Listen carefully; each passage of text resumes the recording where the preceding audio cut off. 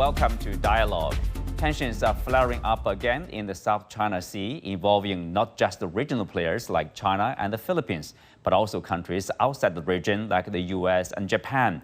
Last Sunday, joint drills were conducted by the Philippines, US, Japan, and Australia in the disputed area, alongside Chinese patrols.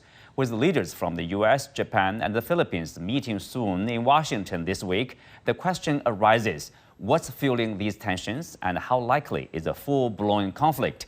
Earlier, I spoke to Rommel Banlaoi, president of the Philippine Society for International Security Studies, and Professor Huang, director of the Institute of the US and Pacific Studies at Shanghai International Studies University. I'm Xu Qinduo.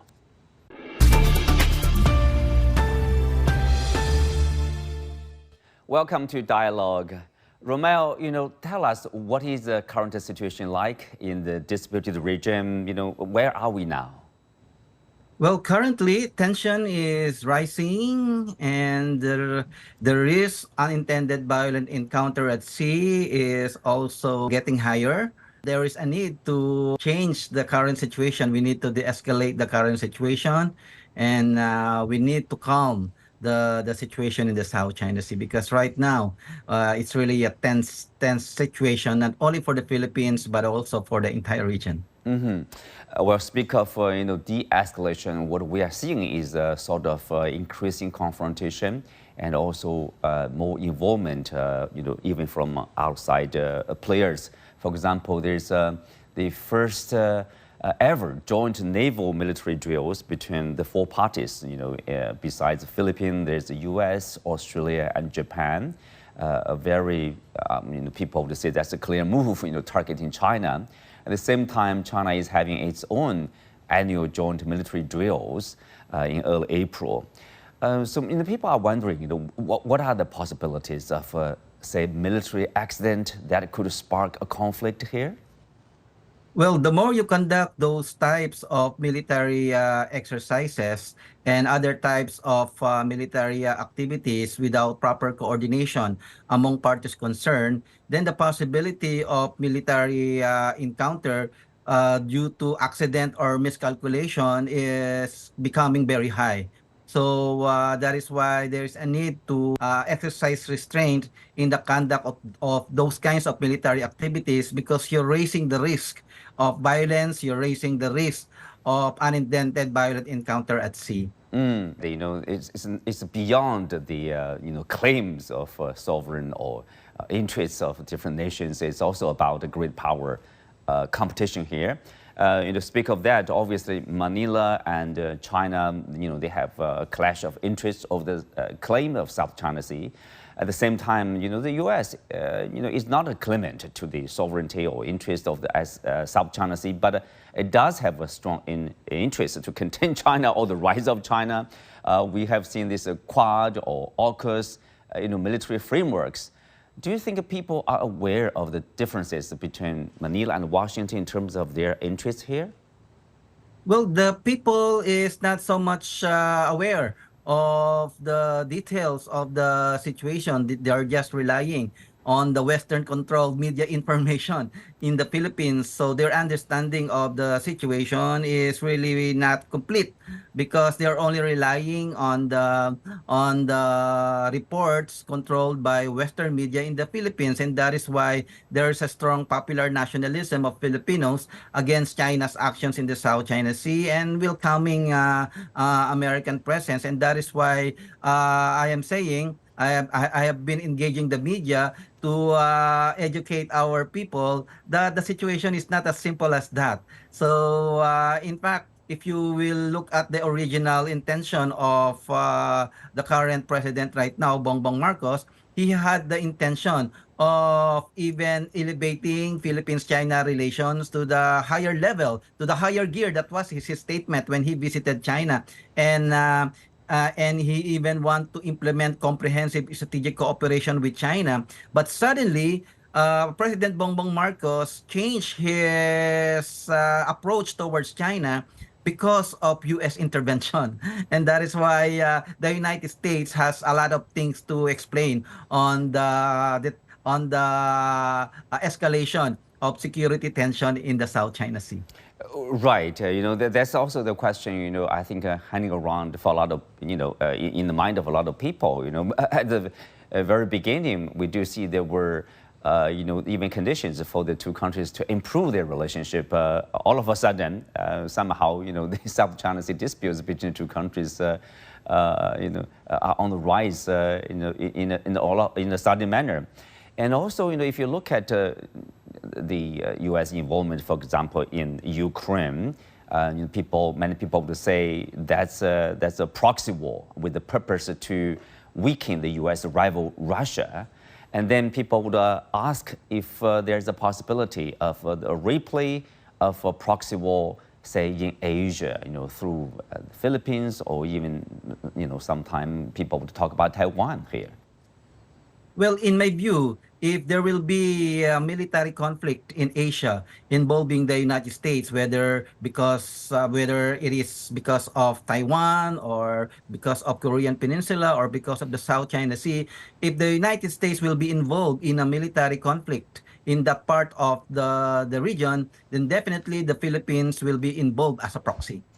That is why I am challenging this increased military presence of the United States in the Philippines, because it will inevitably put the Philippines in a difficult situation. We don't want to be an instrument of U.S. proxy war in Asia. And that's why I oppose the continuing militarization of Philippines American relationship in the context of the South China Sea. We want to delimitarize the issue of the South China Sea, because the South China Sea can be solved peacefully, and it can be managed through non-military means, as long as all parties concerned will be involved in serious dialogues and consultations. Speak of American involvement, people would list the examples of American, initial strong promise, and then later on, the lack of, a track record, or solid track record to match that kind of promise, as it is happening in Ukraine. U.S. previously said that they will always provide support as long as it's needed. But now there's no, support, at least temporary, if not long term. If Trump comes to the White House, obviously the things will change completely. And as it happened in Afghanistan, do you think people have ever thought about that? Yes, U.S. is saying this, but what will happen if there's a, real thing happening there? That is why we are also speaking up our minds to share the situation that we find ourselves. The Philippines has supported the United States in its various military conflicts in the world. We supported the United States in its war in Afghanistan, in Iraq, and in Syria, now in Ukraine. But look at the outcome of all these military activities in the world. That is why we are saying that we need to stop these kinds of military activities. No to war, yes to peace. Instead of preparing for war, we need to prepare for peace, instead of strengthening our capability to win a war. We need to strengthen our capability to win the peace. We need peace, because peace is very important for economic development. Without peace, it's very difficult to achieve economic development. And as we have seen in our various experiences in the world, war is always inimical to economic development. War is inimical to human prosperity. That is why we oppose any type of military activities, not only in the Philippines, but also in managing the South China Sea disputes. There are many non-military ways to manage disputes in the South China Sea. Just have to consider all these non-military means. Military options will not do good to the Philippines. It will not do good to the region. It will not do good to the whole world. We need peace rather than war. Well, that's true. I talked to a colleague from the Philippines. Obviously, he's on the government side. He's supportive of the government to take a strong position against China. I asked him about the U.S. Ultimate, like the policy, whether they are ready for a war with China. And obviously, people would doubt that the will or the determination of Washington. Washington, yes, they have a plan to contain China, but obviously at the same time, they want to have avoid a direct war, to came from China. So, do you think the people, despite all this anti-China, nationalistic sentiment, do you think people understand that ultimately the U.S. probably will not join the Philippines, in their words, defend the Philippines against the Chinese here? That is why we need to raise the awareness of our people. American military involvement in the South China disputes is not beneficial for the Filipino people. We need American assistance in terms of building our capacity to fight terrorism, to fight crimes, and to improve our economic development. But when it comes to military development, strictly speaking, if the truth be known, the Philippines has no threat of any external invasion. No country in the world is threatening to invade the Philippines, not even China. China never had the intention to invade the Philippines for a long, long time. We enjoy the very long history of friendship. And in my study, in my research as a scholar, I have discovered that for more than 1,000 years, more than a millennium, the China has always been a trader to the Philippines and not an invader. And only Western colonial powers invaded the Philippines, Spain, the United States, and even Japan, if we were to include Japan. But China never had the intention of invading the Philippines for a long, long time. And during the ancient period, the South China Sea was not the source of tension between the Filipinos and the Chinese. The South China Sea was the bridge that connected Filipino and Chinese traders, and through this trade they were able to exchange culture, they were able to exchange experiences, and they lived peacefully for a long, long time, okay, until Western colonial powers invaded the Philippines. So China is not an invader of the Philippines. And if you will look at the South China Sea, it is not an issue of invasion. It is an issue of territorial dispute that can be settled. It is an issue of maritime jurisdictional conflict that can be managed. We can negotiate. We can cooperate amidst the South China Sea disputes. So it is very wrong to say that we are being invaded by China. That is why I need to raise the awareness of our people that that is a wrong perspective. Yeah. There is no country in the world that has the intention of invading the Philippines. That's right. A recent statement released by ASEAN, the 10 Southeast Asian countries, they talked about basically, urging the rival claimants to engage in peaceful dialogue. Are we going to see ASEAN play a role in this dispute? Yes, ASEAN can play a role. ASEAN just needs to remind all its strategic partners like the United States to assert the ASEAN centrality in managing regional security affairs.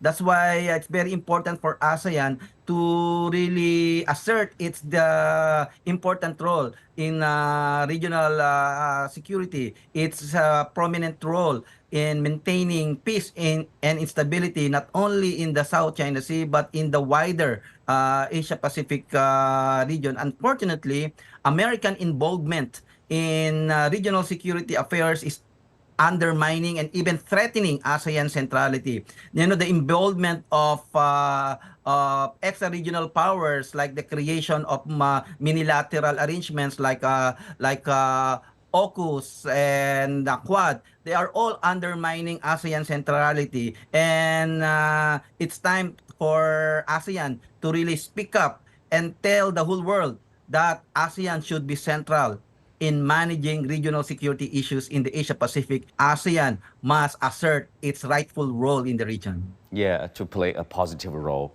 Thank you, Rommel. Thank you for speaking with us. Let's have a short break. We'll be back right after this.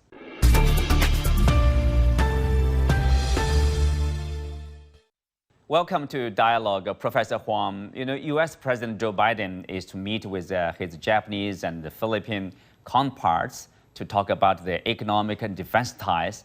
And then you heard U.S. Deputy Secretary of State Kurt Campbell labeling the summit as, quote, unprecedented trilateral engagement. So what does he mean by, unprecedented, such a strong word here?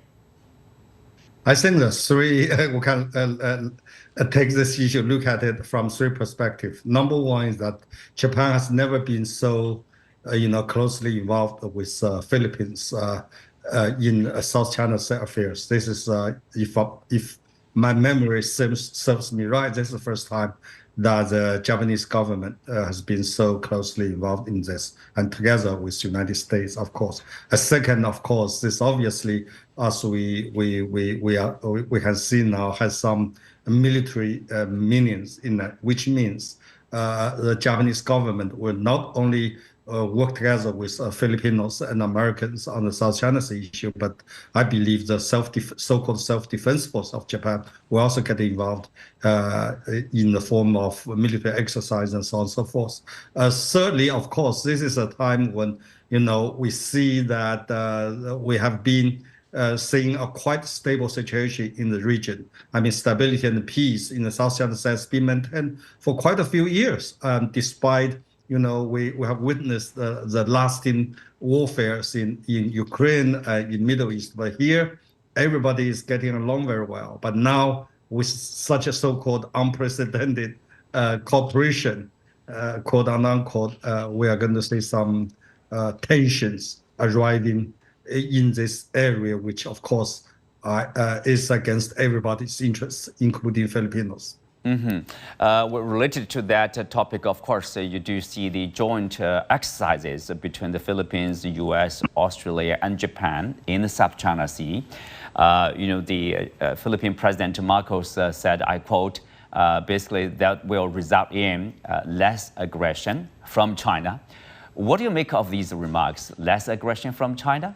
I think that let's put situation this way. If we turn the table around, it is not the Philippines or Australia or Americans or Japanese who are doing military exercise. It's China's side, for example, doing a military exercise in South China Sea. Maybe they can see that. But now it's the Philippine side together with the three other countries who are out of this region, who are not involved in this territory dispute at all, coming together, four of them, doing military exercise in South China Sea. I think it's quite ridiculous or ironic. The one who is taking action, who are showing force or showing muscles, try to deter China, are saying that the China is an aggressive side, which I think maybe that's quite ridiculous.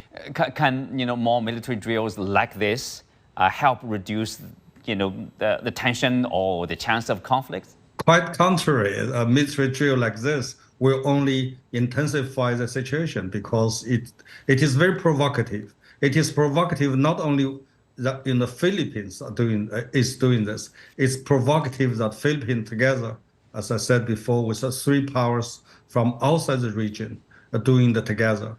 This is very provocative. I think this is not helpful in terms of stability and peace. Let's imagine a situation that if Philippines, together with Americans, Japanese, and Australians doing military drills like this, maybe China has every right to also do the same thing, or maybe the other countries who have same kind of territory dispute with Philippines, like Vietnam, because the Philippines not only have a territory dispute with China in South China Sea, they also have the same dispute, or even more, with countries like Vietnam, Malaysia, and so on and so forth. If all the other countries involved into this territory dispute in South China Sea doing the same as Philippines is doing, we're going to say that everybody is endangered. We're going to say that tension will rise in the region, which, again, like we said, the peace and stability has been maintained for quite a while. Even during the first year of Marcos, he was in Beijing. The relationship between the two countries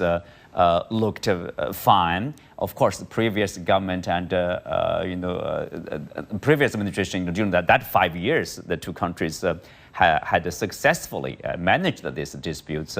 Why all of a sudden there's the tensions? How have we come to this stage of confrontation? I think that everybody on Earth can see that without Americans' backup, without America's, so-called support behind the Philippines would not do things like this. This is obviously the United States of America who trying to provoke something here and try to, put China in a kind of situation that will benefit United States, who is trying to outcompete China. This is a part of the American strategy to contain China, to put pressure on China. Of course, Philippines just being used in this case. Well, we know that part of the dispute is this the military vessel which has been parked in the Ren Aijiao in the Chinese name, or the Second Thomas Shaw as the Philippines call it.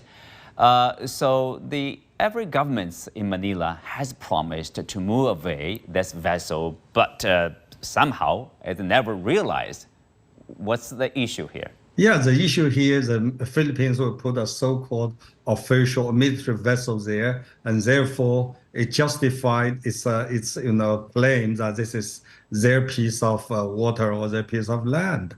We know that the vessel there is basically has no actual use, because it's a rundown, it's a rotten one, it's a one that totally finished. But what I want to point it out, just like you said, this vessel has been there for many, many years, and it's never been a real issue, and except for Aquino III, which about 10 years ago, he also, like Marcos, tried to use these vessels to stir up something there. But in the previous few years, this vessel has been there, and China, from the humanitarian point of view, has allowed the Philippines to send the food and other, necessities for lives over there for a few soldiers that stationed there for quite a long time. But now the problem here is that Philippines trying to reinforce this vessel, use this vessel as a foundation to build up something there to strengthen its claims. Of course, that is a violation not only of China's interests, but also violation of the agreement between two countries. Now, the situation is that Philippines trying to use this vessel to build up something over there, so that to further their claims that this is their piece of land. Of course, China will not and should not allow this happen. Well, in order to basically stop the action of the Philippines, instead of sending, say, food and other necessities to the crews, they are often sending this construction material to build probably a military outpost in the shore to strengthen their claim. The Chinese side uses this water cannon, and then the West has been accusing China of using so-called gray zone tactics in dealing with the Philippines. What do you make of that? Yeah, because we know that situation like this can only be solved or managed through negotiation.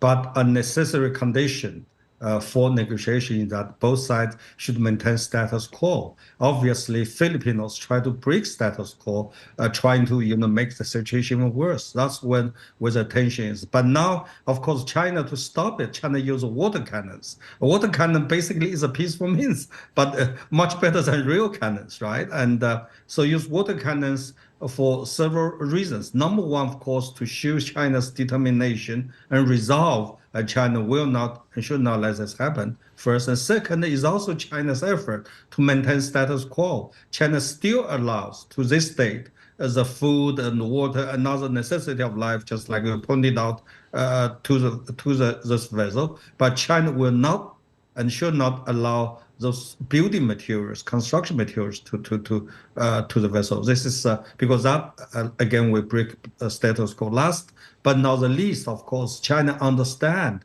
that it is United States of America who is behind the Philippines. If China fails to hold its ground on this issue, and the other side will inch in, we gradually enlarge its ground, we each in, and China will have to sacrifice its own interests, and more importantly, maybe will endanger the stability and the peace in the region. seems like not everybody in Manila is in agreement with the administration. For example, Amy Marcos, sister of President Marcos, has voiced her disagreement with her brother's recent move in handling this dispute, saying that it's leading the country down a dangerous path. She said, I quote here, "Emotion rather than reason has prevailed in our maritime conflict with China and is leading us down a dangerous path that will cost us more than just Filipino pride." What are your thoughts on this? I think I absolutely agree with Ms. Marcos on this issue because indeed her brother is not just emotional, but I don't think he's in good willingness, in good faith of doing this because obviously the way he's doing this is again like his sister said is taken down to the road of conflict and confrontation. If that takes place, it serves no one's interest but the interest of its power outside this region because United States want to take advantage of this issue for its own interests. And moreover, I think what his sister did not say but clearly implied here is that Marcos is being used to work not for Filipinos' interests, but for interests of United States in vis-a-vis China. That is, try to contain China or deter China. And the last but not the least, we know that South China Sea issue involved not just Philippines and China, but also other countries like Malaysia, Vietnam, Brunei, and on the so-called territory disputes. And the Philippines is the only one who tried to stir up or put up a kind of conflict on this issue, which is quite odd. And that will make Philippines not only against China's interests, but against the interests of the entire region of all the ASEAN member countries, because ASEAN member countries has put it very clearly, every one of them, except Philippines, that ASEAN will not take sides in the so-called competition between United States and China. Now Philippines is not only taking side, and Philippines try to be a kind of crown, like a pawn for Americans in this issue, which is really, in Americans' term, it's really a troublemaker. Mm-hmm. Well, tell us more about that. Some Filipino officials, they cite this mutual defense treaty, thinking that the U.S. will come to their defense in the worst scenario. First of all, are the U.S. ready for, say, direct contact with the Chinese side in a military conflict? I think that, frankly, I don't know, but I doubt very much that if some conflict really happened between Filipinos and China, and the United States will really get involved. And we have a situation before. We know that in 2013, 14, 15, and 16, when the situation quite tense, again, because United States takes South China Sea issue as a handle to get on China.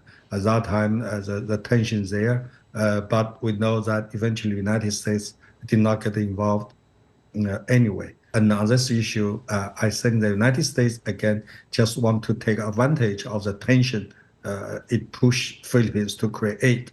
But if there's tension there, if there's a conflict there, and I think that if previous history can teach us any lesson, that is, United States at the best will do some proxy conflicts here rather than get involved itself.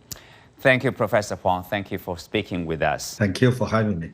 With that, we come to the end for today's show. Many thanks to our guests. You can also find us on the CGTN app on YouTube. I'm Xu Qinduo. Thanks for being with us. See you next time.